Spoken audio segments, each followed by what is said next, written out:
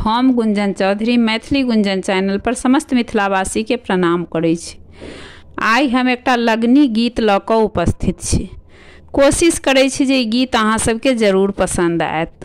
कोई मिल गेलियै हे देओरा एसगर एलियै रे की, अरे स्वामीनाथ कहाँ मानारा ओल रे की, अरे स्वामीनाथ कहाँ मानारा ओल रे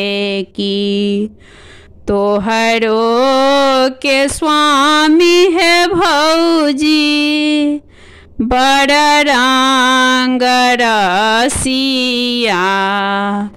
अरे बिजुबान खेलै छै शिकार रे की, कहाँ मारलहु देओरा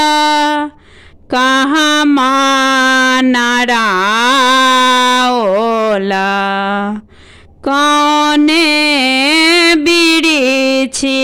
ओठंगा ओल रे की,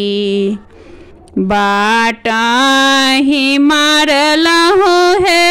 भौजी बाटे नारा ओला, अरे कदम बिरिछी ओठंगा ओल रे की,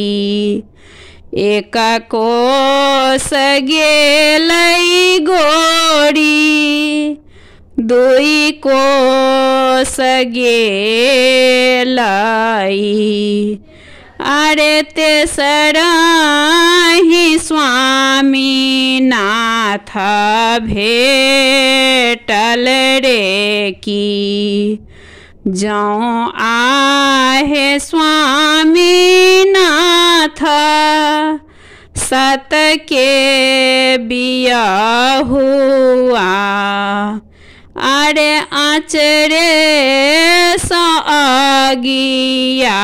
उठा बहुरे की, परसों जे उठलै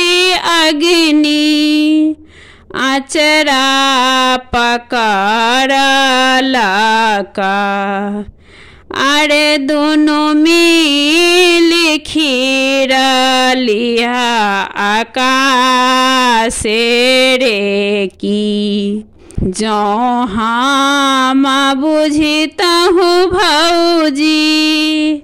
एते छल बुधिया, अरे आचरा पकड़ी बिलमबितहु रे की, अरे आचरा पकड़ी बिलमबितहु रे की।